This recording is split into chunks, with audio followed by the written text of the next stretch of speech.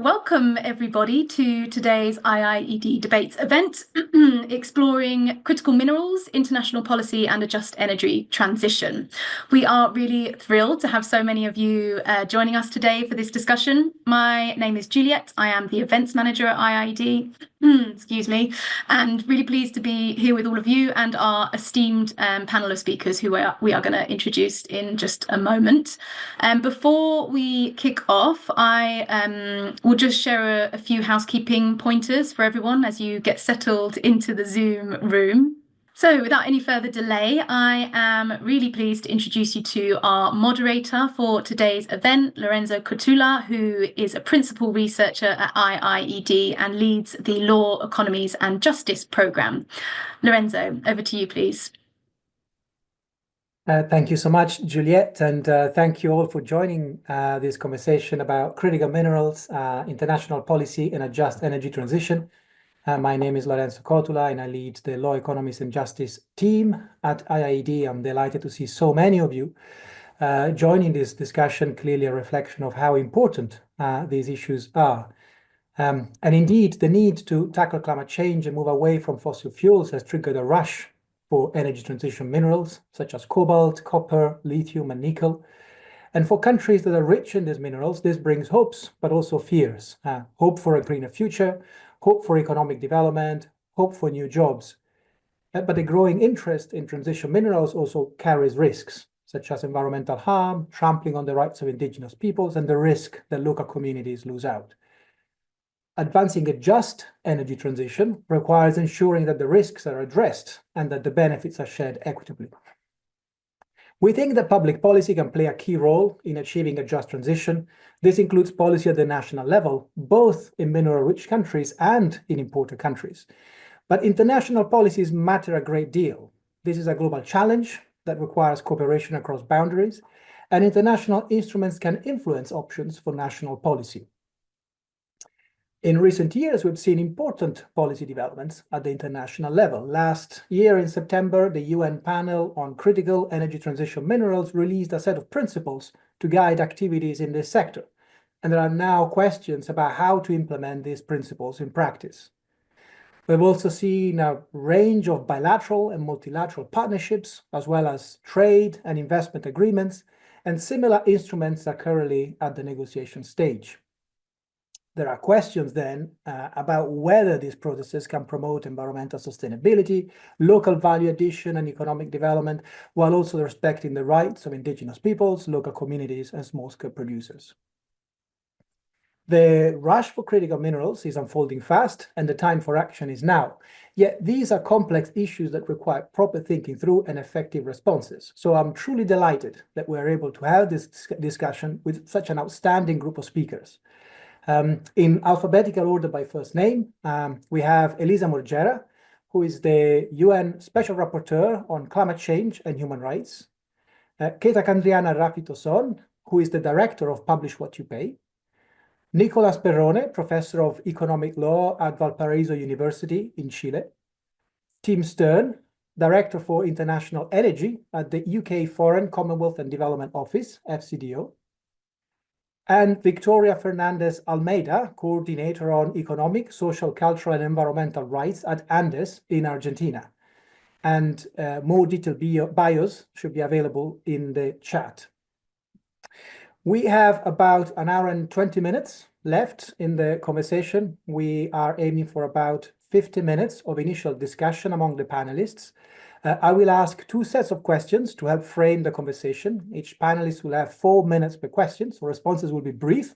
And please forgive me in advance if I offer reminders of time, just to keep the conversation flowing. We will then have time for open Q&A, and as Juliet mentioned, we'll be using the Q&A function in Zoom to do that. And in general, experience is that clear, succinct questions are more likely to be read and to be picked up. So with all that said, I'd like to get started, and to help set the scene for the conversation, I'll start with a question for Nicolás. Nicolás, what do you see as the main trends emerging in international policy processes that are related to transition minerals? Thank you, Lorenzo and IIED. I'm very pleased to be here, and also thanks for the question. Yeah, so I'm gonna be brief. As you mentioned, we only have 4 minutes. So I think there are four main factors that are driving international policy developments in relation to transitional minerals. One is the economics, that I guess it varies a little bit between developed and developing countries. Developed countries are aiming to produce electric vehicles, batteries, whereas developing countries, some are trying to do the same and some are trying to add value, as you said, to get a higher share of that pie. Then, of course, we have the geopolitics.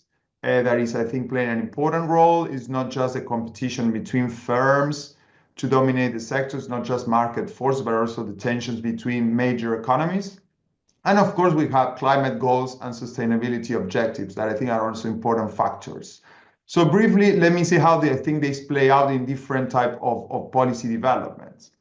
I think first we have what I would call transactional initiatives, in which countries give and take different interests they might have. So in typical trade negotiations, countries come with offensive and defensive interests. There is a sort of transaction in which there is an exchange.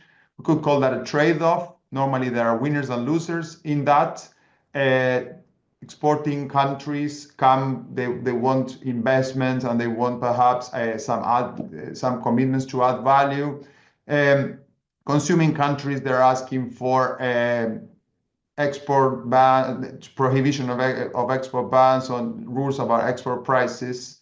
I think many free trade agreements have chapters. Chile, for instance, have a chapter on critical minerals with the EU, but also have partnerships between consuming and producing countries, MOUs, that I think reflect this transactional approach. Then we also have some policy developments that are shaped by the geopolitics. Mainly, I would say these involve consuming countries. Many of them are also Western countries. I think the most notable ones are probably the US-led Mineral Security Partnership, which is more focused on ensuring supply. And then you also have some agreements, for instance, the Sustainable Critical Minerals Alliance, that also have that element, but also include a more focus on sustainability. And finally, I think we have some agreements that are more global or multilateral, to be more precise. I think those are the ones that tend to focus more on most people, if you want to, so including indigenous people, workers, peasants, located both in the north and the south. I mean, you could say that COP negotiations, that climate negotiations are these kind of spaces, but as you mentioned, Lorenzo, the UN Secretary General Panel on Critical Energy Transition Minerals seem to be occupying this space as well, this multilateral space where all the interests are located, are present, and they're voicing their values and their expectations. And my sense, just to conclude, is that this multilateral space is the one that offers a genuine opportunity for all the different stakeholders to be heard, for all their different interests to be considered. Not just, I mean, people, local communities, workers, and also nature and the environment. So I would like to leave it here. Thank you. Thank you very much, Nicolás, for collating that analysis in such a short period of time. I would now like to move to Ketakandriana. Publish What You Pay has been active in many producer countries. What issues do you see emerging as key for a just transition in those contexts? What's your experience in relation to that? Thank you, Lorenzo, and hi again, everyone.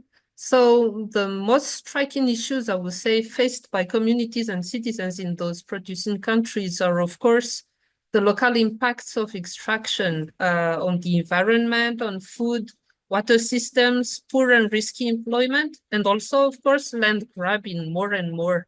If we speak about territorial rights violations, for instance, this is something which is growing, and it is often linked to the fact that indigenous peoples and local communities' voices, including the right to say no to mining, are not always taken into account or heard.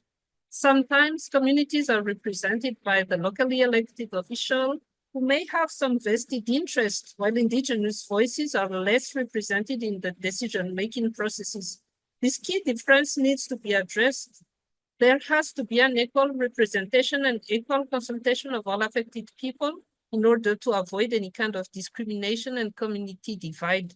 Because if this issue is not handled carefully, projects might lead to local conflicts between communities.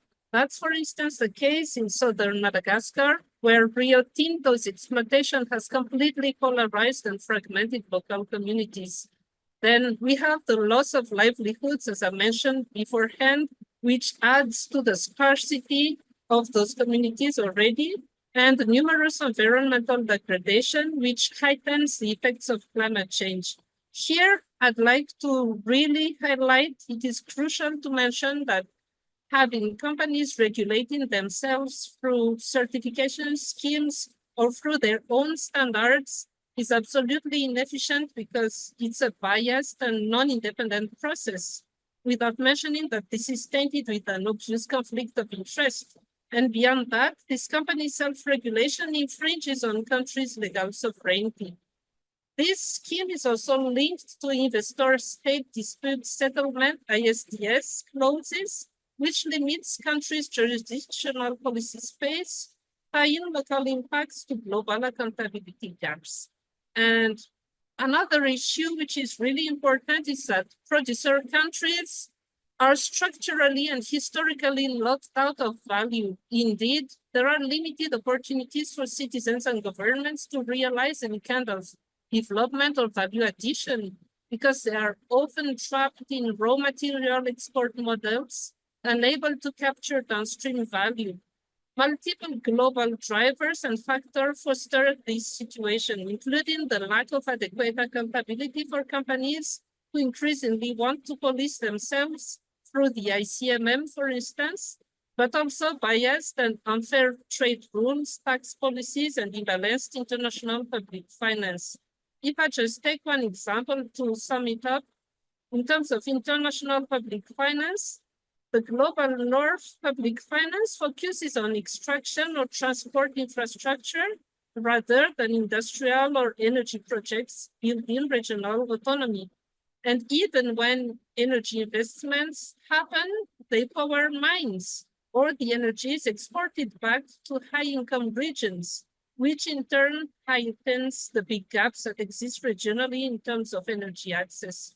I will speak a bit later about, trade, FTAs, reinforcing dependency by locking producer countries into unequal frameworks, and about, the fact that low-income countries compete for investment, eroding their tax basis. But I will stop there for the moment.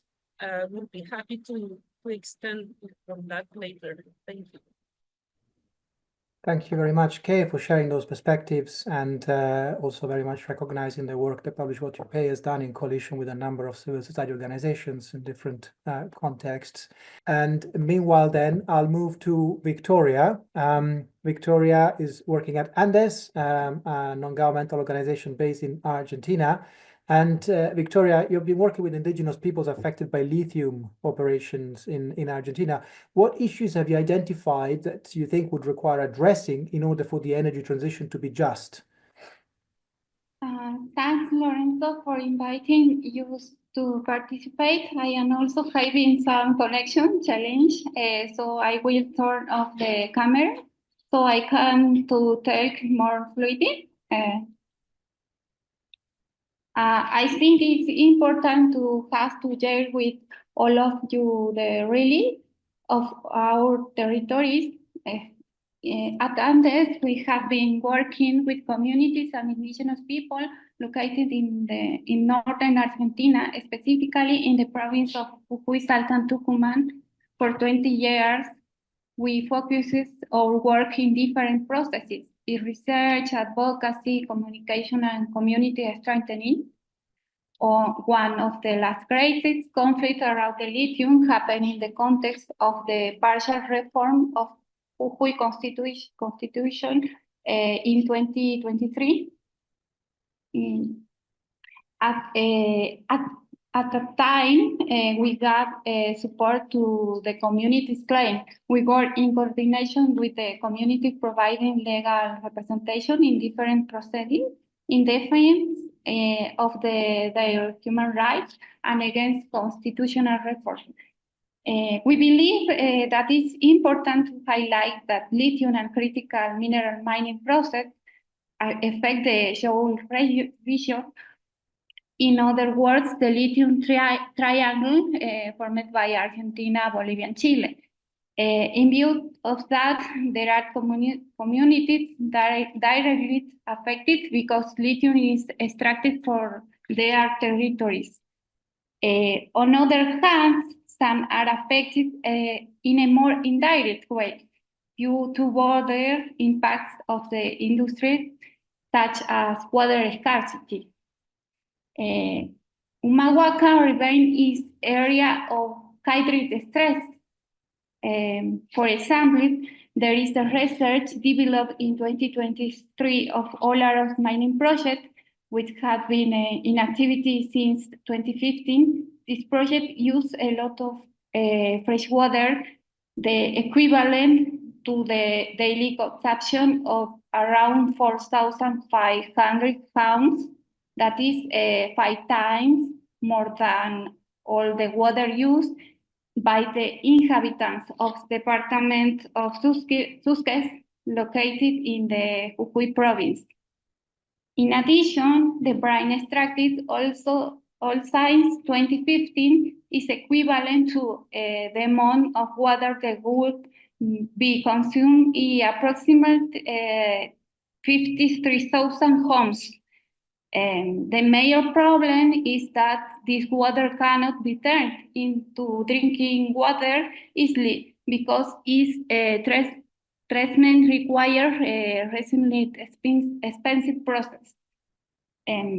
The historical problem that needs to be addressed for any type of productive process in the historical depth with indigenous people instead of recognition of community property.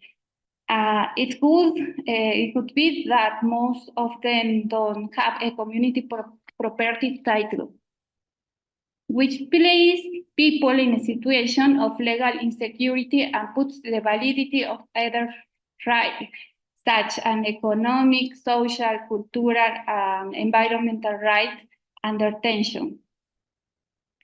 In the case Argentina, we must bring up the issue of regulatory regression. Recently, the government repealed the law number 26/160. The law was truly important because it suspended eviction until the ownership situation of the territory was resolved. On the other hand, consultation and free prior and informed consent processes haven't been respected or articulated. Not far from that, the constitutional reform in Jujuy and numerous extractive projects that have been developed in northern Argentina have been carried out without consultation processes.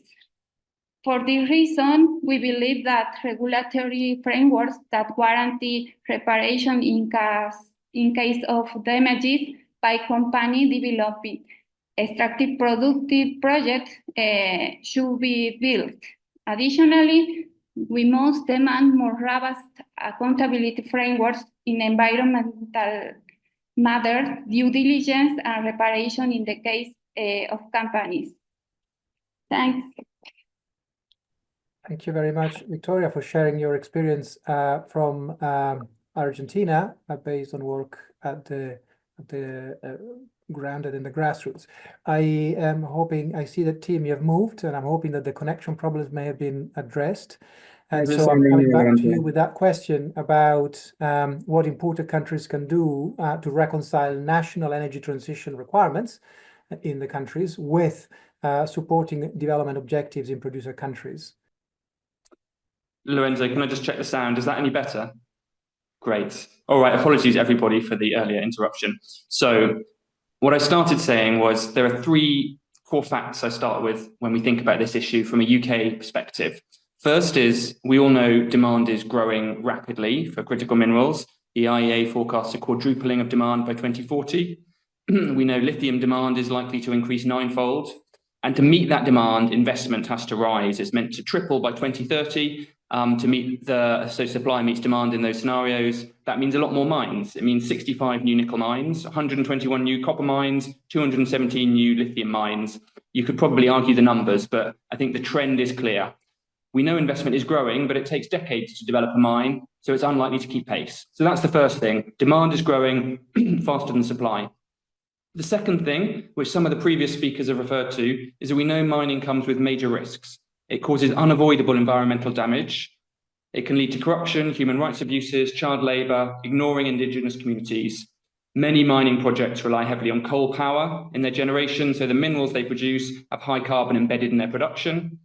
And although there are some really responsible mining companies out there who do a great job, collectively the industry has left too many examples of poorly managed mine sites, tailing sites, which are dangerous for local communities. There was a recent survey of industrial sectors in the UK and how much the public trusts them. The mining sector came out near the bottom, and there's a reason for that. And the third fact I'd like to remember is we know that there's a country who dominates many of these supply chains. So China plays a huge role, both in the extraction, but particularly in the processing. Over 65% of global lithium and cobalt, over 90% of graphite and rare earths. And it's heavily investing in Africa and Latin America. And lots of commentators talk about this new era of geopolitical resource competition driven by the clean energy transition. So the question, if you sit in the UK government, like I do, is what should a country like the UK do?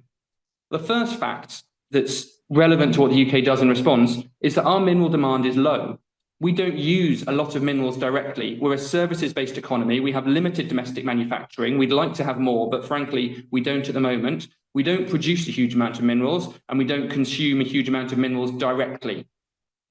Our demand is likely to grow as our clean energy industries expand, and that's definitely a plan for this government, but future mineral demand, direct demand, is pretty uncertain. We rely on minerals that are embedded in products, in our EVs and wind turbines, and they have really complex supply chains going through lots of countries, but the actual direct mineral demand in the UK is small relative to other countries. So that means we have different interests to the US and to the EU and to a number of other countries who are working on this. So our approach needs to be different as well. It needs to be tailored to what our interests are. The UK actually has a lot of levers in this space. So we've got a really strong position in the global market. We've got the London Metal Exchange here, where the majority of non-ferrous metals globally are traded. We've got the AIM submarket of the London Stock Exchange with over 100 mid-sized mining companies. We've got major UK companies that are really active in the mining space, Rio Tinto, Anglo-American, not without problems in the way they operate, but really big players in the market. And we've got loads of finance that flows via London. And then we've got international initiatives. ICMM was mentioned earlier. We launched the Extractive Industries Transparency Initiative some years ago. We've got the British Geological Survey, so lots of levers. And because in the UK we don't have this huge direct demand for minerals, we want to use those levers to try and be an honest broker, to try and help drive the global standards that people have talked about, finding ways to build resilient supply chains that benefit consumers and producers. So how do you make those supply chains responsible, sustainable, transparent, and ensure a fair deal for the producer countries, many of which are developing, some of which are fragile economies, as well as providing the materials you need for the world's renewable tech?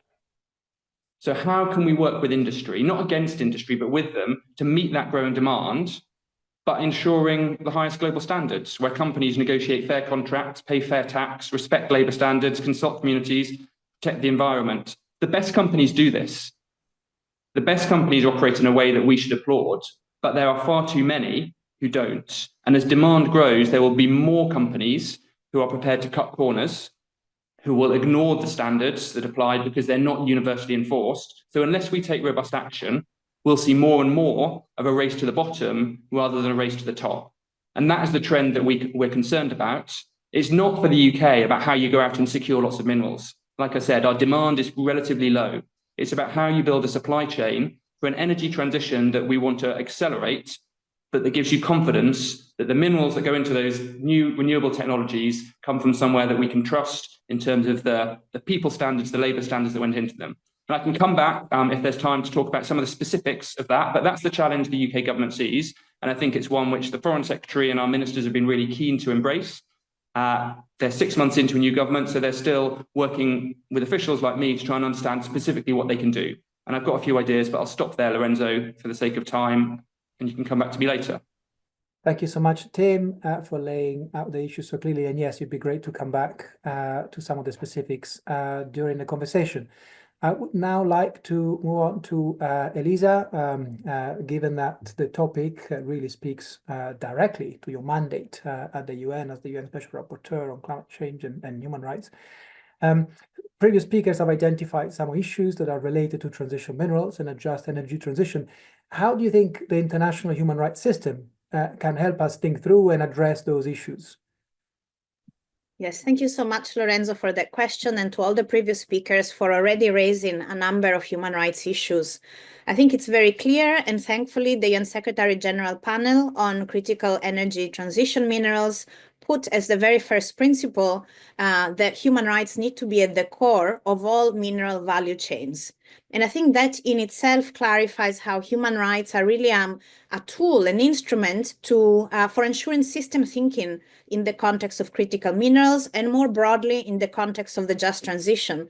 And maybe a point of reflection around the fact that they will not just need a just transition, we need transformation. There's many other elements related to demand and to those equity issues among states, but also within states across different sectors of the population that need to be understood fully and across the value chain to ensure that we respect human rights.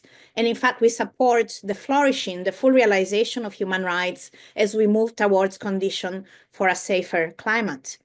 And so the first point, and I think while the principles that the UN Secretary General panel have provided are really helpful, I think I should start by saying that they are a starting point for understanding the role of human rights, but there's more to be understood there. And this is what we underscore together with the UN Special Rapporteur on the Human Right to a Healthy Environment, Astrid Puentes, and the Special Rapporteur on Toxics and Human Rights, Marcos Orellana, in a statement that we published on the heels of the UN Secretary General's panel principles. And so the first thing to think about is that all human rights are relevant and they're all interdependent.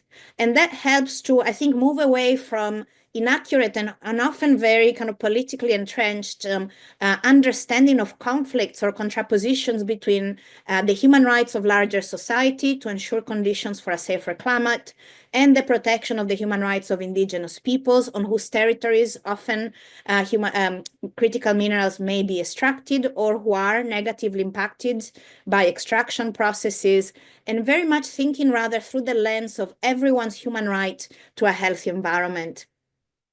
And I think that's the point where we need to think through all the impacts on the environment on critical mineral extraction, but also the development, use, recycling, and disposal to really fully understand what are the potential benefits, but also the potential irreversible impacts on biodiversity, on water, on ocean degradation, on toxic, and as Tim was saying, also unintended impacts on our efforts to mitigate climate change and adapt to it. And the second point is also that human rights really helps to clarify business responsibilities. And beyond what the panel principles explain, we have a very clear understanding in international law about the role of companies in identifying and assessing all human rights risks through the value chain and the life cycle of critical minerals. And on the basis of that understanding, we need to be transparent and fairly communicated to potentially affected communities, take effective measures to prevent or mitigate such risks, and track whether those actions are effective or not. And to that point that I think Victoria made, ensure access to effective remedies to people who do find themselves suffering adverse effects from those activities. But maybe the final point is that I think human rights and an understanding of the interdependence of all human rights from a healthy environment, which may be both benefited or affected by the critical minerals value chain, is, I think, taking a step back and really thinking about a prior, comprehensive, and independent assessment of the need for critical minerals and whether there are alternatives to extraction.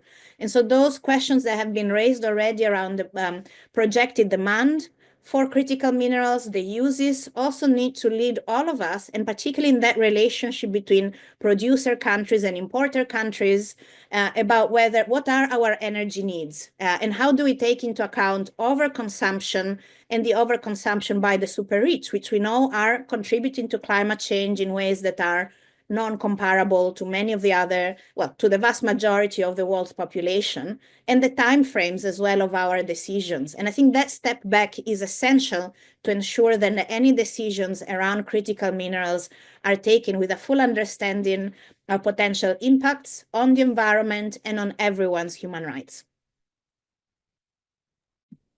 Thank you very much, Elisa, for laying out the human rights perspective so clearly. And also great to see so many comments and contributions in the chat in writing coming from so many of you. And also just introducing who you are and where you're connecting from. I see that there are also questions in the chat, and a reminder that for questions, it is more effective to use the Q&A tab, which is at the bottom of the Zoom panel, so that we can monitor the questions for the Q&A session. But meanwhile, feel free to continue posting thoughts and also who you are and where you're dialing in from in the chat. Before moving on to the second set of questions, I wonder whether I should pause for a moment and see whether there are any immediate responses among panelists based on the contributions heard so far. Just a couple of minutes very briefly, please, because time is of the essence. But if there are any immediate responses, Kay, please. Yeah, mine is just, an additional comment maybe to what Tim said about, geopolitics of transition minerals, and especially the role of China in all of this, because the US and China trade war exemplifies what we call double standard in transition minerals. We have seen that Biden's Inflation Reduction Act, for instance, introduced disguised protectionism with tax incentives worldwide with allied countries, while Trump's tariffs plan has stripped away any pretense openly asserting economic nationalism. So these are points to be considered when we think about, creating a more fairer environment for transition minerals, fairer markets. There is a recent Tax Justice Network op-ed, maybe from last week, which showed that Trump's tax policies will force countries to surrender sovereignty over taxing US multinationals, reviving colonial-era practices by prioritizing imperial powers tax control, undermining global reforms, threatening punitive measures. Trade tools like tariffs, for instance, are used in that way against nations defending their taxing rights. So these geopolitics also influence this environment, because basically resource-rich, low and middle-income countries are indeed locked out of higher segments of the value chain. And on top of that, their tax base, already reduced by the previously mentioned inter-country tax competition, is facing even greater erosion by a renewed frontal economic nationalism from the US and more in the EU. And such economic nationalism is grounded on trade and tax policy, fueling industrial and energy policy. So we have to find a way. The producing countries are lost in the middle of that war between the EU, China, and the US. We have to make it fairer for everyone. That's just what I wanted to mention. Thank you very much, Kay, for adding that and really highlighting the impacts that the global geopolitics and geopolitical rivalries are having on low and middle income countries in this context. I don't see any other hands up from the panel just now. So what I suggest is that I resume with the second and final set of questions from me. I will change the order of interventions this time, and I'll start with Elisa. And a concept that is often discussed in just transition debates is that of fair benefit sharing, very broadly defined. And I wonder what you see as the main elements of this concept in relation to energy transition minerals in particular. Yeah, thanks so much, Lorenzo, again. I think that's a key concept that we should understand as one of the three I think, safeguards for indigenous peoples' human rights and also other human rights holders who live in harmony with nature and may be affected by mining, but also other extractive activities. And it's a principle that has been gradually interpreted really at the cross-section of international environmental law, particularly international biodiversity law, and international human rights law. And the idea is really that of, as I was kind of where I stopped earlier on, to really ask critical question at the outset about who's going to benefit from a proposed development and what assumptions are framing that understanding of benefits. And I think, as Keta was saying earlier on, whose voices have been left out at the outset from that understanding of the development directions we're taking and the expected benefits of it. Very often, we get to the stage of environmental impact assessments, and even when we have processes of free prior informed consent, those are already framed in very narrow terms where the development options are predetermined and they are at intrinsic odds with the worldviews and lives and cultures of indigenous peoples, but often also through that we realize they are at odds with the protection of everyone's human right to a healthy environment. And so the concept of fair and equitable benefit sharing, which to be honest is often misused, and we have many practices both at the business level, but also in terms of state, where it's really used as a rubber stamping or even like putting a price tag on rights that will be violated or severely curtailed, is a practice that is problematic and needs to be challenged, but can be turned around. International human rights law shows us how that it needs to be a process for open and transparent and inclusive dialogue and mutual learning across different worldviews and understanding of nature, of development, and where we really fully understand the equity issues around and who are the most vulnerable human rights holders, but also the ones that have a vision that can be most beneficial for the protection of the environment and for effectively mitigating and adapting to climate change. And that means moving away from kind of one-off unilateral flows of benefits that may be offered without contextual understanding and certainly without a genuine effort to understand local needs and approaches.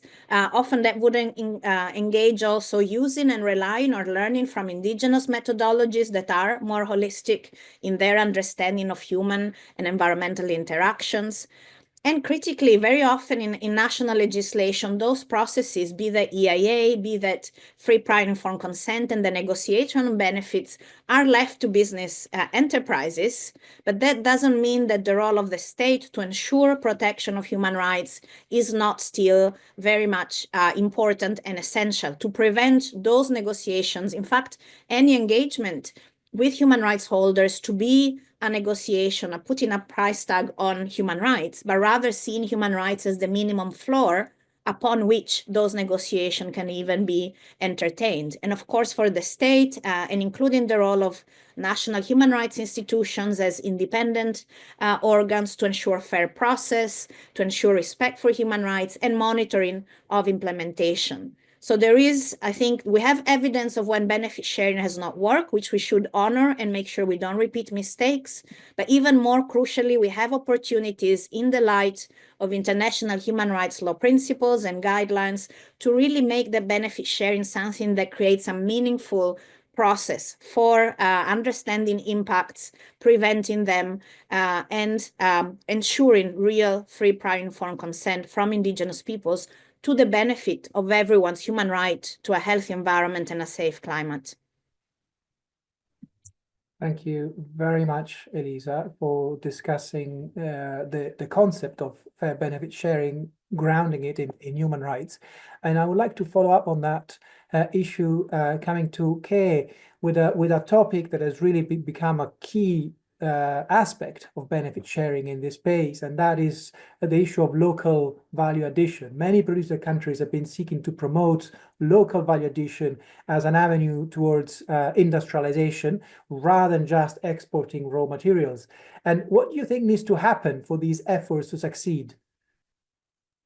Yeah, that's exactly what we framed, Lorenzo, in our value addition report that we launched last September on how can Africa make the most of its transition minerals. First, we started with Africa, but plan to extend on other regions. In this report, we showcase that expanding existing value addition in Africa could, for instance, bring $32 billion in annual exports for the entire continent. This could add up to $24 billion to Africa's GDP and could create 2.3 million jobs. This is just an example of this local impact. But producer country value addition and industrialization don't happen in a vacuum. And there is a whole set of rules, norms, and values which rig the system in favor of companies and richer governments, as we mentioned. So what to do then? In practical terms, first, we are really advising producing countries to be strategic and focused. Focus on specializing in the parts of the value chain in which they are most competitive, even if it means importing minerals from other countries, for example, rather than seeing it as a necessary to retain the entire value chain of minerals within their own soil. Secondly, and this is crucial, we need to put regional trade, industrial, and energy integration as a priority goal. Regional cooperation and preferential trade agreements among countries are crucial for creating an environment conducive to industrial growth. By collaborating, producing countries can develop regional value chains that leverage various competitive advantages, share resources, technologies, and skills, and create larger markets for their products. This approach can help build competitive industries that are capable of aiding significant value to transition minerals. So the measures that can increase this regional integration include waiving export taxes on raw commodity exports to others within the region, investing in infrastructure to develop trade corridors, where it is possible, of course, investing in joint processing and transformation facilities, cutting intra-regional tariffs on products that would form part of the regional value chains in renewable energy technology. So cooperation should be seen here as a gateway to regional or sub-regional binding frameworks, leading to a true integration.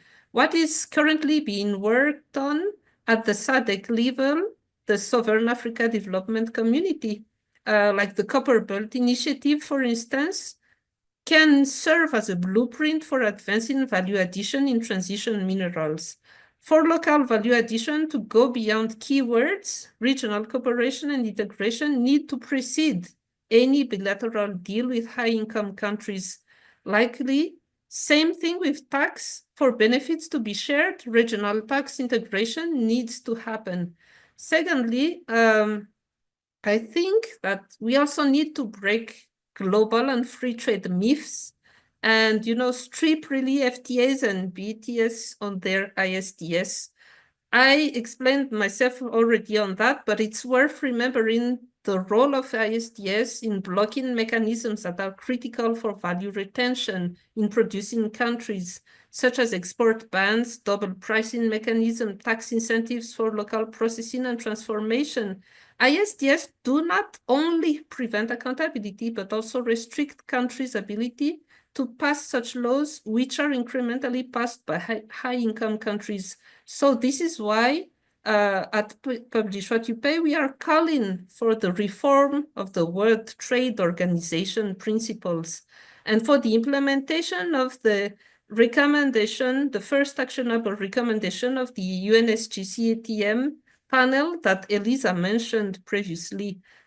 In terms of WTO reform, we need to advocate for trade rules that provide policy flexibility for the low and middle income countries to implement more ecologically balanced industrial and energy policies, calling for instance, a climate waiver, let's call it per se, to those anti-protectionist rules, and talking about the very necessity technology transfer that may help, transfer from multinational companies to those producing countries. So there is a lot to do. But I will finish with 2 points. Strengthening accountability of the whole transition mineral value chain is crucial. Adopting comprehensive national and regional laws for due diligence, public participation, and benefit sharing. But above all of this, people before profit.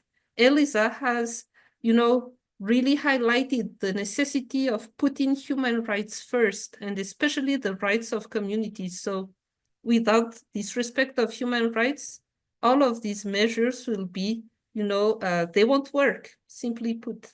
Thank you. Thank you so much, Kay, for outlining so many issues, including the regional aspects, the many specific measures, and then concluding on human rights.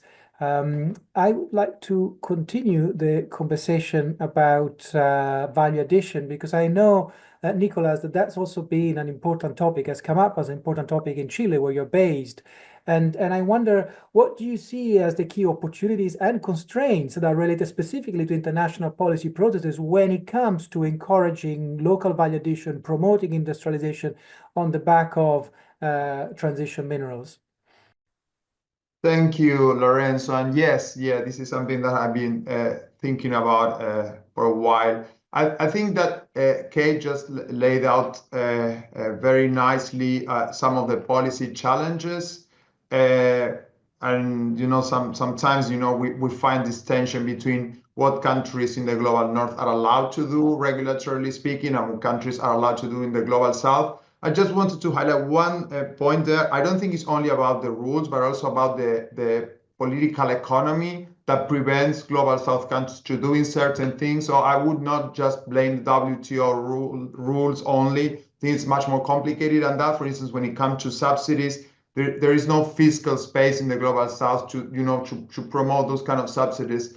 So I think that conversation is to bring the two things together. Because I mean, even if we got the policy space to, to push subsidies like the IRA in the US, then countries don't have the finance largesse to do it in any case. So I think there is an issue there that it's important to keep in mind.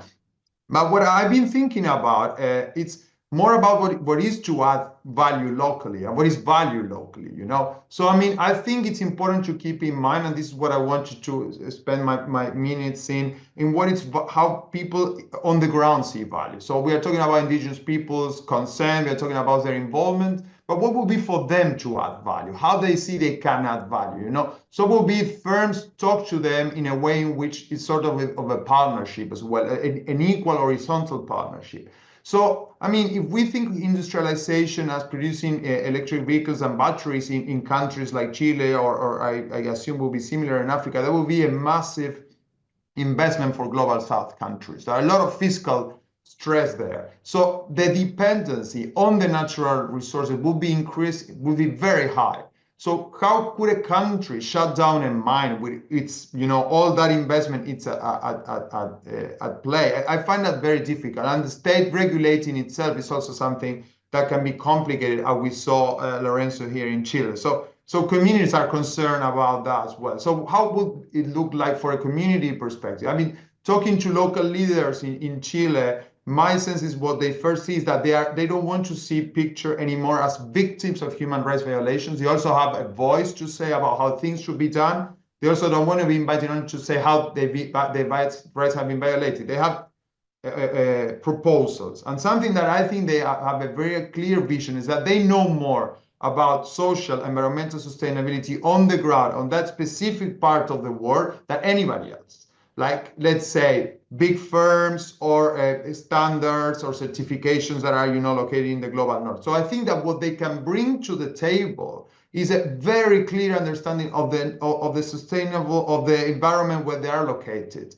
And that is something that they can be built up into standards that are applicable to that specific place. So I think of communities, and when you hear then they understand, the way rivers operate there, the ecology, much far better than pretty much many people. So I think that that's probably a space where you can build how value can be added locally, so that these standards are specific to the region and they are developed with the community in a process in which firms adapt to the community, in a process in which firms learn from the community.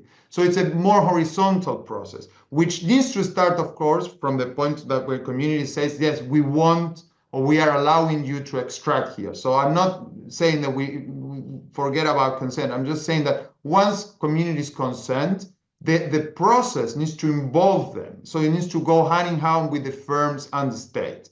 And I just want to finish. I think the technology element is crucial, because if it's going to be environmentally and socially sustainable, any extraction site in the world needs the best available technology. And that, of course, normally would come from global north countries. So I think it's important to link these two questions. Those who know more about the sustainability in a place are located in that specific place, but they might need technology that is not available there.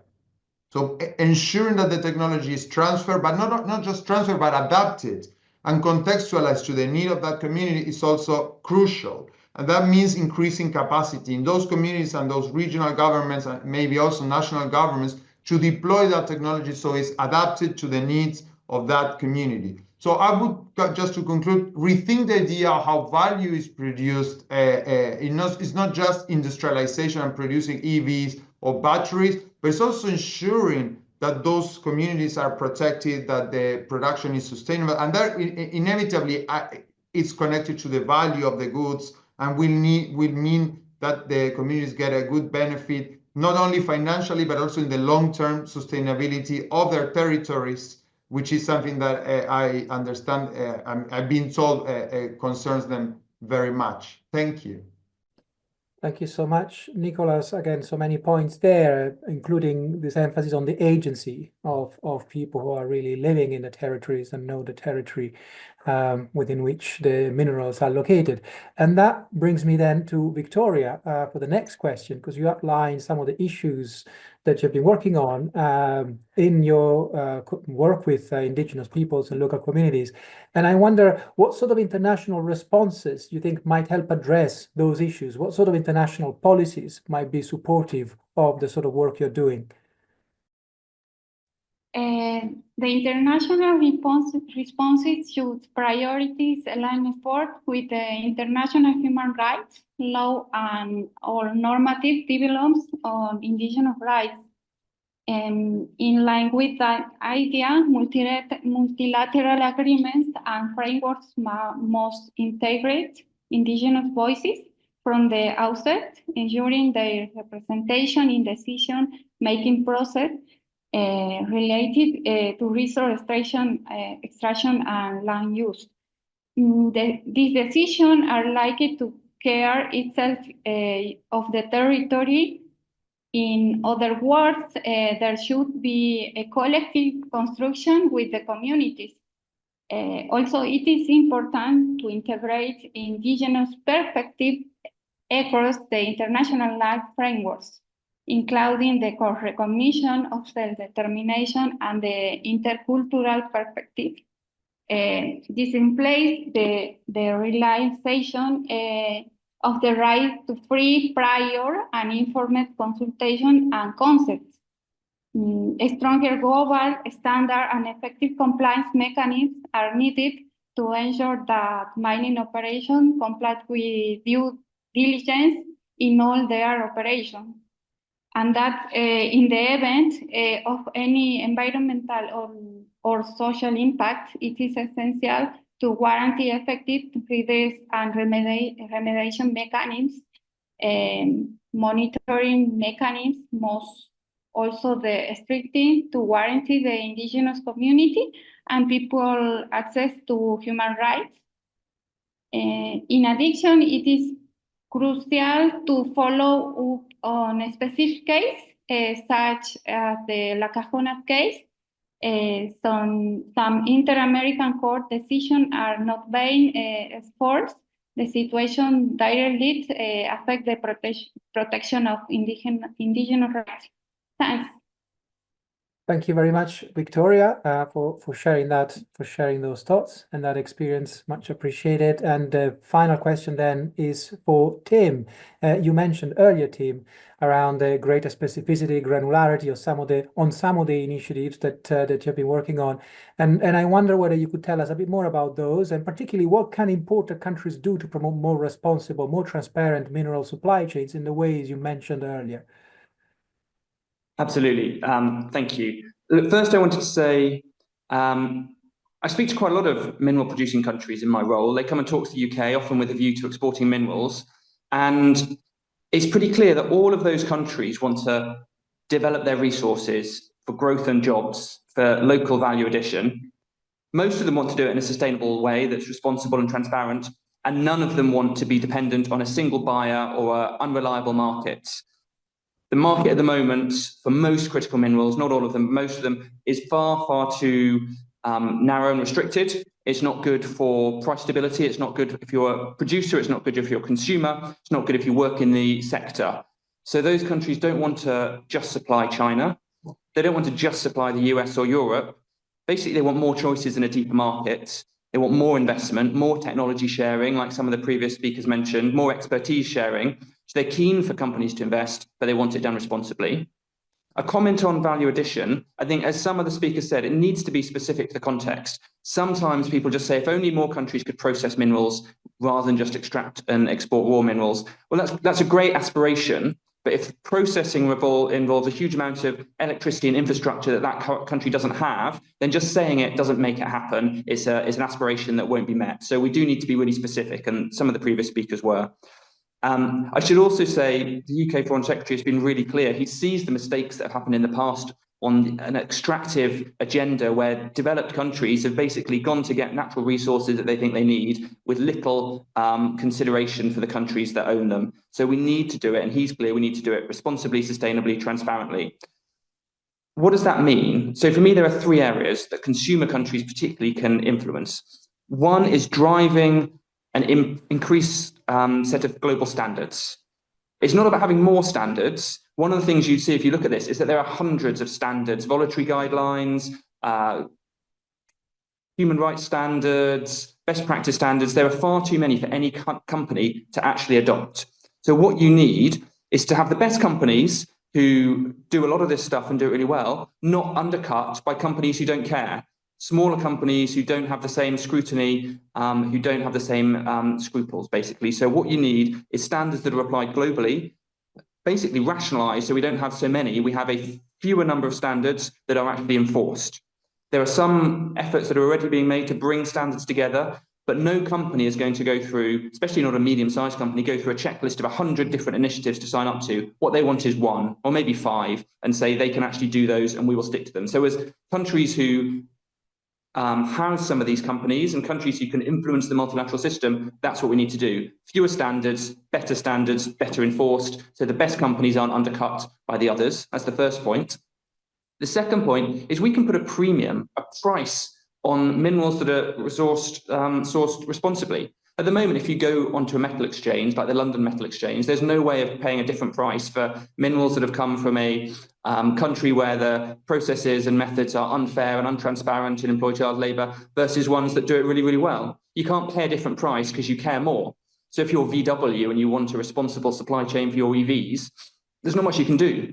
Now, those exchanges and some of the traded metals exchanges want to improve this. They want to have more transparency, and they want to say, well, you can set different prices. You can pay more for responsible green transition metals, and it might be more expensive, but consumers should be willing to pay. So in order to do that, you need better traceability. You need to know where the minerals have come from so that a responsible buyer can reward better behavior with higher price. So there's something about putting a price and traceability on minerals so people can choose. And then the third point, and it's great that we're having this discussion because I think this is a step towards it, is we need the climate community and the development community to recognise that responsible mining is a key part of their agenda.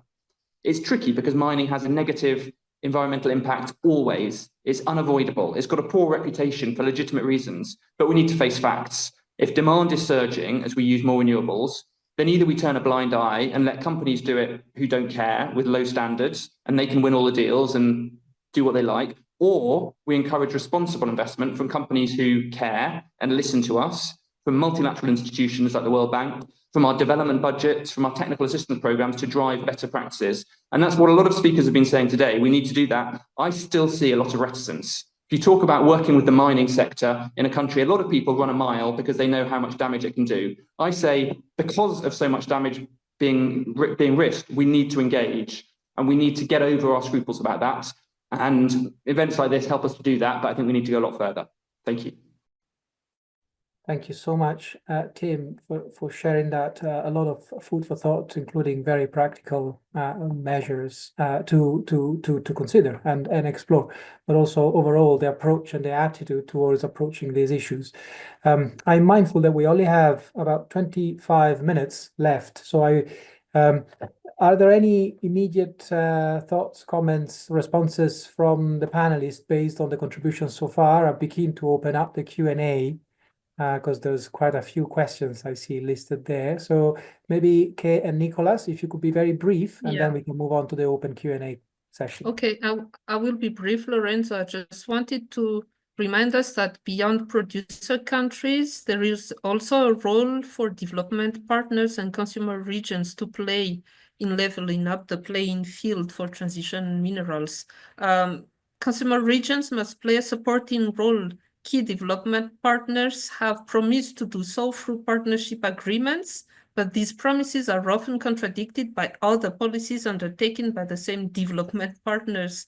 But they can support by supporting knowledge, including research and development and technology transfer, not opposing producing countries' sensible use of active industrial policies to capture more of the economic value and transition mineral value chains.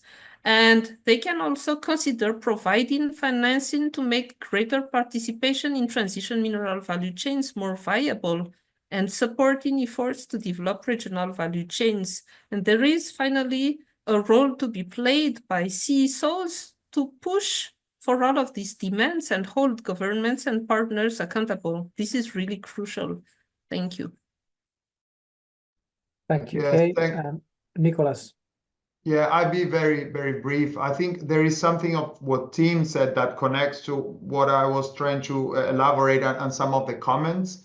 Now, if communities are going to play, I mean, local actors, indigenous people are going to play an important role when it comes to social and environmental sustainability. I mean, it's also about setting the standard. So I think firms need to understand, and so I appreciate Samuel Engay's comment, that is the way companies operate as well that needs to change. Not just the certification as such, not having only 2 or 3 certificate standards, but it's just that the idea of having social consultants or the way consultancy operates to get firms through social license or needs to change as well. I mean, and that of course needs to mean that part of the value that is created there needs to move from that area to local actors.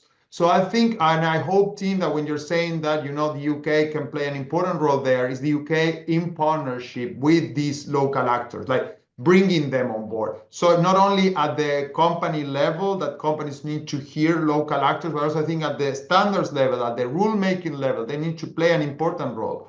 And I think that that kind of partnership is what is missing. When you talk about the climate and the development agendas, I think that's part of the conversation that we should be having.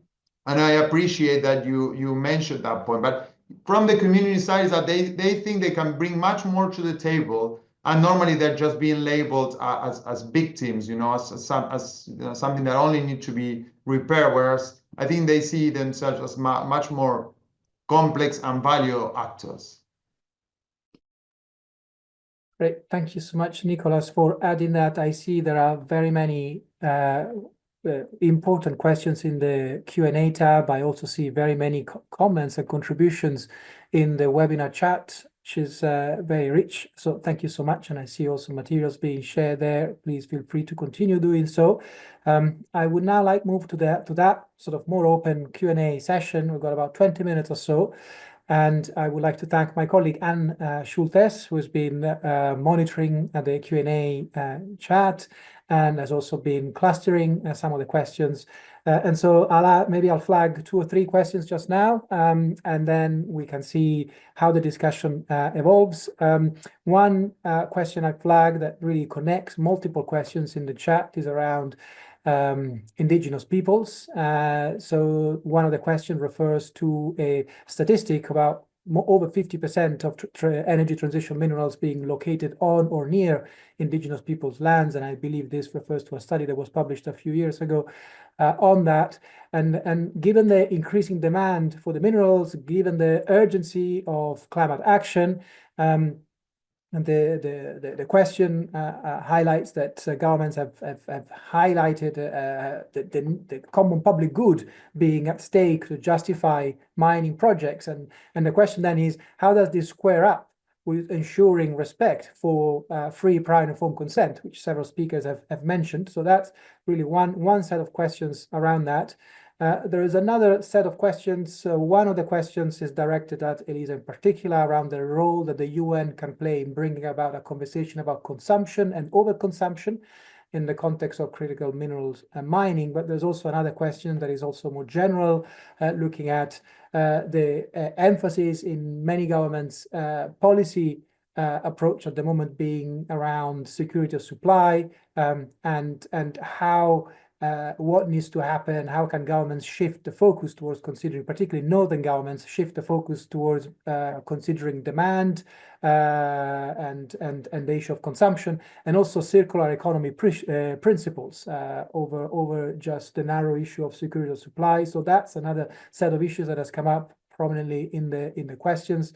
There was a question about COP30 coming up in a few months' time, and a question therefore about what that sort of multilateral space can offer in relation to minerals and mining. There are suggestions potentially of having some signals, some agreements developed in that forum, and what avenues could there be to increase the chances of success for an agreement between the parties to the UNFCCC process on limiting the climate impacts? I imagine this refers to the climate impacts even of the mining itself, right? So deforestation, destruction of habitats, displacement of indigenous peoples, etc. And there's more questions. We'll continue monitoring the tab, but meanwhile, I wonder whether speakers would like to pick up one or more of these questions. Maybe if anybody would like to volunteer by raising your hand and then engaging with, yeah, Elisa, also there was one question directed at you specifically, so. No, thank you so much. Brilliant questions, and I think brilliant comments in the chat. Maybe first point, what I was trying to explain in my earlier reflection around that pressure of urgency of climate action and the need for critical minerals in terms of climate action. You know, this is an assumption that we need to challenge. And I think some of the comments in the chat were really about, you know, is this going to be effective climate action? And unfortunately, you have plenty of evidence that a lot of climate action is ineffective, both when we look at it from an environmentally holistic perspective, and then when we see that also from a human rights perspective, particularly for indigenous peoples' human rights, but really more broadly also for everyone's human right to a healthy environment. And so I think that's the conversation we need to have. And in a way, the importance of, I think, taking a step back means, and I think one of you in the chat mentioned the importance of breaking from the value chains. We do need to think about strategic environmental and human rights assessments of a variety of policies and programs. This has to do with energy, but not only, other sectors, and understanding what we really need, who's currently benefiting, who's currently over-consuming, and is that something that's really benefits of larger society, is really protecting the human rights of the most vulnerable, and is really making us progress towards a safer climate or not. And so very central, I think, free, prior, and informed consent, I think, should really be seen by everyone as a crucial safeguard, both for protecting indigenous people's rights, but also for all of us to learn from that, what should be a genuine dialogue of learning about what we might be, I think, overlooking in terms of those decisions on responding to energy demands, increasing energy demands, understanding, you know, whether the real are demands, and those demands are the ones that can help us really progress in our fight against climate change. And so in terms of the role of the UN, I think, you know, every UN agency, both in terms of the work they do multilaterally, but also in the work that we do bilaterally, need to support countries in looking at those questions of overconsumption, bringing them up, looking at the evidence, and helping making that a central part of the evidence base of how we decide and understand what are the choices that we're making, and whether those also pressures from abroad and the understanding of other countries around what we need to do for climate change and how quickly we need to do it are really in the best interest of both the producer countries' populations and really everyone's on this planet. But I have to say, it is difficult to see which forum within the UN would be best placed. I have my own misgivings about how the UN climate change framework and its COPs are not really a place where we can hear and discuss assumptions, where we can really reflect on the lived experiences of the human rights holders who are most affected by climate change and by specific climate change response measures. So that is a space that needs serious reform, but in the meantime, we also have to think about other spaces. And I think that space and the role of the UN needs to really be as present, both at the international, but also I think the point around regional cooperation and certainly also the national level in conversations around nationally determined contributions, support, technology, and capacity collaborations at the bilateral level. Great, thank you so much. Elisa, Tim, would you like to go next? Thank you. There are 2 points I was going to make. Firstly, I wanted to really commend the UN Secretary General's panel on critical energy transition minerals, because I think it looked at this really carefully. It brought in affected communities, industry, governments, and again, I recommend it to all of you if you haven't read the report. What I wanted to say are 2 things. One is the circular economy, recycling, reducing demand is absolutely critical to this. And actually, the first thing any consumer country should be thinking about, certainly in the UK, it's what we're doing, is how you can reduce your demand for imported minerals. We had a really painful lesson that the UK and many other countries went through when we saw how exposed we were to imported fossil fuels and the price variability in that. Reducing your need for imports, having a more self-sustaining circular economy is really key. And I saw there's a comment from Kenny in the chat about this. There's some great work that's being done on this. And actually the first way to reduce the impact that you have, to ensure your economy is to reduce use, recycle, avoid having to import and then export waste. And the UK government's looking really hard at that, but I think that has always got to be the first step. It's a lot easier than going out to countries around the world and encouraging people to build mines that take 10 or 20 years. You know, it's a much, much lower cost way of engaging. The second point was, I think there was a question around COP. I would love to see this agenda at the next COP. I think COP being a group of climate engaged stakeholders is often reluctant to talk about this. Not completely, but it's not center stage. And I think it's a really useful way of bringing this debate into the climate debate. And I think until that happens, we talk in silos. This needs to be part of the climate debate, and it needs to be part of the development debate, because we're often talking about countries who have development assistance from the World Bank and from the UN and others. And unless those groups of stakeholders are talking about this issue, then we just speak in silos and we don't achieve what we want to. Thank you. Thank you, Tim, for sharing those reflections. And Kay, you're next, and then Nicolás and Victoria. Okay, thanks, Lorenzo. I wanted to touch on the issue of circularity, as there were couples of questions around that. And the particular one in the chat by Isabella Strindval, she was mentioning, you know, the EU Critical Raw Materials Act, which aims to boost recycling and secondary raw materials use. And she was asking how might international cooperation and policy processes support a more circular approach globally, reducing the need for new extraction and its environmental impacts. And I have a few ideas on that. I think that the first thing to do is to really embed circular economy principles in trade agreements, because we can think of tariff reductions and incentives for recycled materials, for instance, as a solution, or also adopting rules of origin that favor recycled content. Trade agreements can, for instance, include provisions that grant preferential access to markets for products containing a minimum percentage of recycled materials. This is really practical. Second thing is also strengthening international governance on resource use, simply by building on initiatives like the UN International Resource Panel, for instance. Countries could negotiate international agreements on responsible sourcing, recycling targets, and waste reduction, and also collaborate on supply chain transparency. And a last thing maybe that I want to highlight is to promote responsible resource partnerships with producer countries, as we mentioned earlier, but really on circularity, by bilateral agreements for circular supply chains can be a solution, but also standing with co-benefit agreements. The EU's trade and raw materials partnerships could include commitments to help producer countries build domestic recycling industries, for instance, creating jobs and reducing waste. That would be already a big win, I would say. Thank you. Thank you, Kay. Thank you very much. Nicolás. Thank you, Lorenzo. I just wanted to highlight the point. I think that this is a very systemic issue, that a lot of things are connected, are interrelated.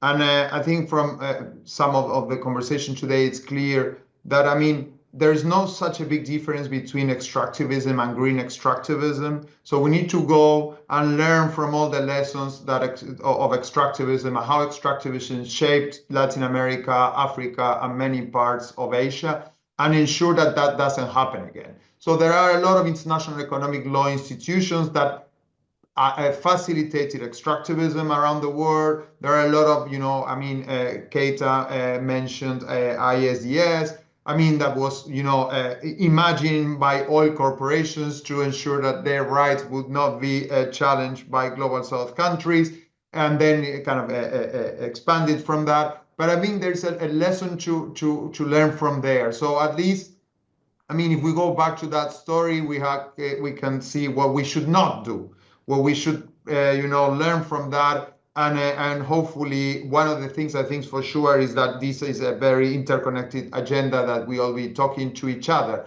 Just to conclude, in 2015, Ecuador took to the WTO the proposal to create a subcommittee on intellectual property rights and climate change, 2015.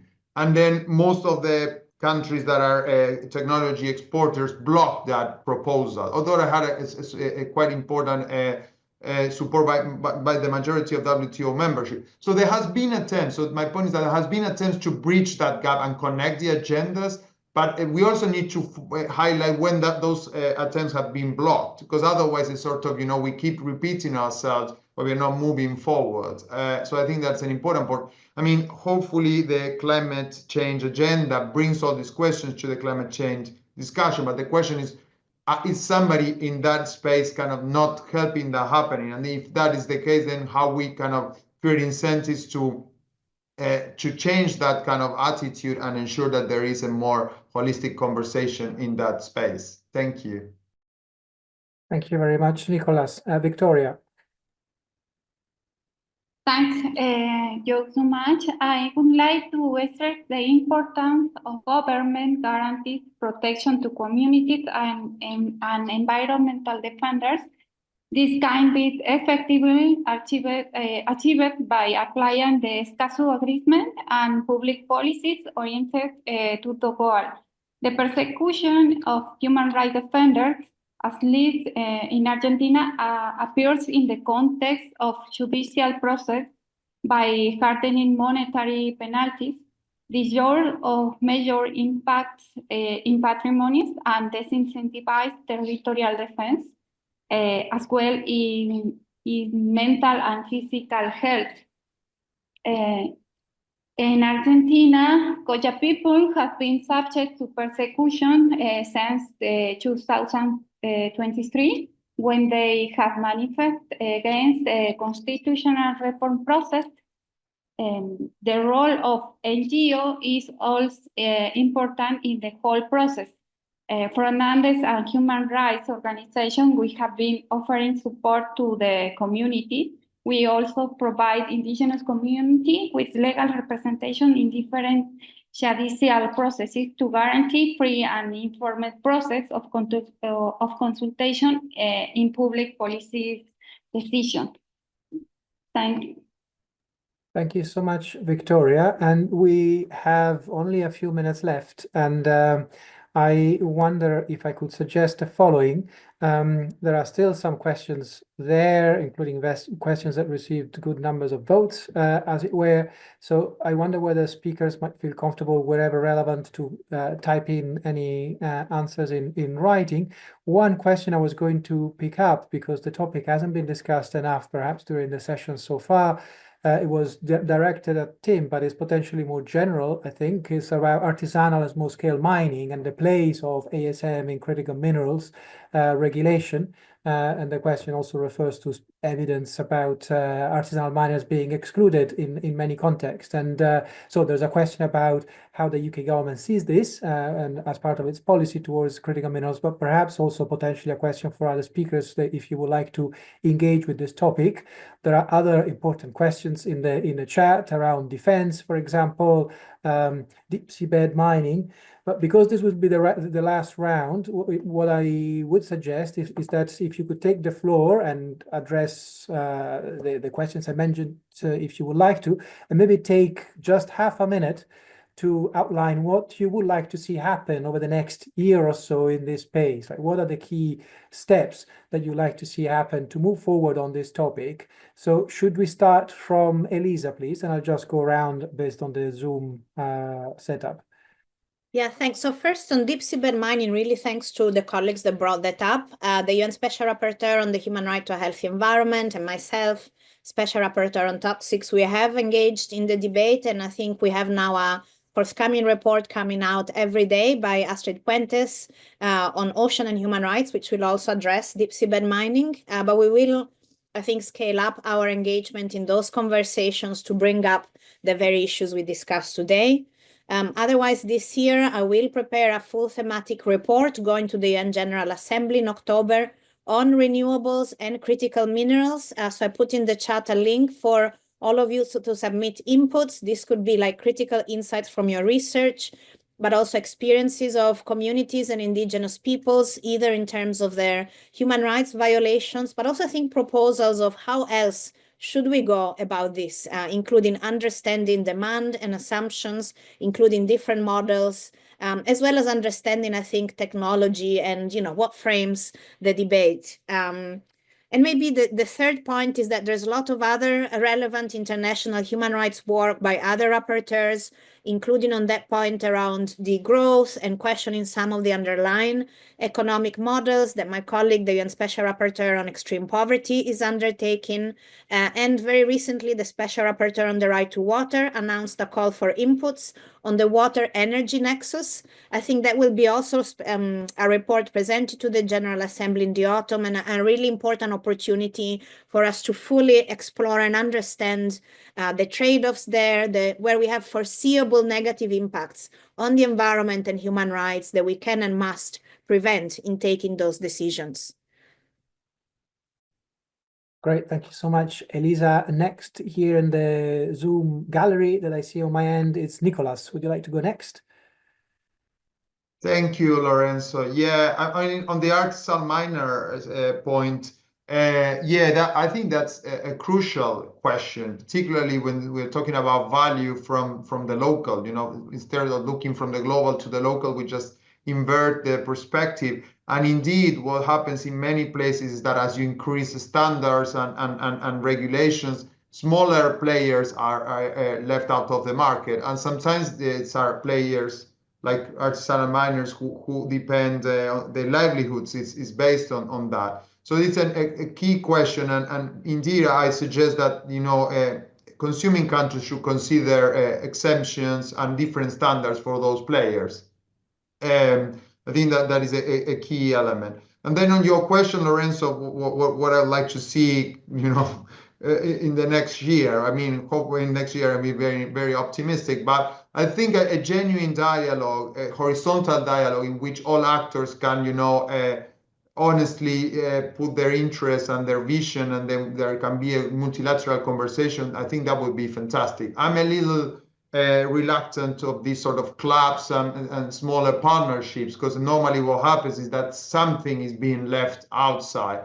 So hopefully, I don't know if it's the UN or a different space where these conversations can happen, or at least regionally, and they can be coordinated globally.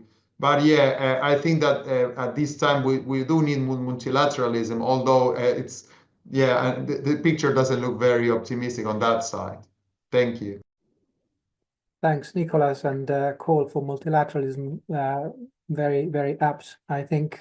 So next is Victoria on the list here. Victoria, would you like to offer your concluding remarks? No, in general, no. Thank you. Thanks. Thank you so much, Victoria. Your contributions earlier were hugely appreciated. And Kay, would you like to go next? Yes, definitely. So I'd like to answer one question on degrowth from Josephine in the chat. You know, like she was asking, isn't degrowth better than circularity, you know? But I think that adopting a degrowth approach instead of relying solely on circularity presents a more radical and systemic way to address the increasing demand for critical minerals. While circular economy strategies such as recycling, urban mining, material efficiency aim to keep materials in use for longer, they often do not challenge the underlying growth-driven economic model that fuels rising demand. Degrowth, on the other hand, directly questions the need for continued economic expansion and aims to reduce material and energy consumption at the source. So I'm quite in favor of that approach, but I need more research on the topic, especially on the implementation, how to. And I think it will may be easier to implement in some countries than others, so we need to scale up a little bit. On your question, Lorenzo, it's part of my wish list for this year that, you know, the actionable recommendations from the UNSG Critical Energy Transition Minerals Panel come into implementation.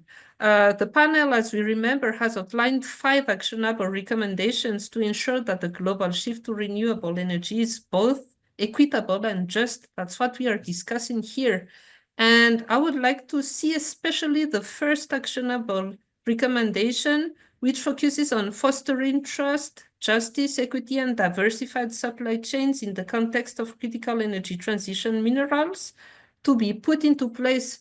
We have been working with some other civil society organizations and stakeholders to put into place the high-level expert advisory group, whose goal is to accelerate greater benefit sharing, value addition, and economic diversification within the sector. So I hope that it will happen and that will be able, you know, to really implement and make all of these recommendations on the ground, I would say, and that they really benefit the communities who are at the forefront of the critical minerals extraction. So yeah, calling for partnerships and help on that for anyone, from anyone interested. Thank you.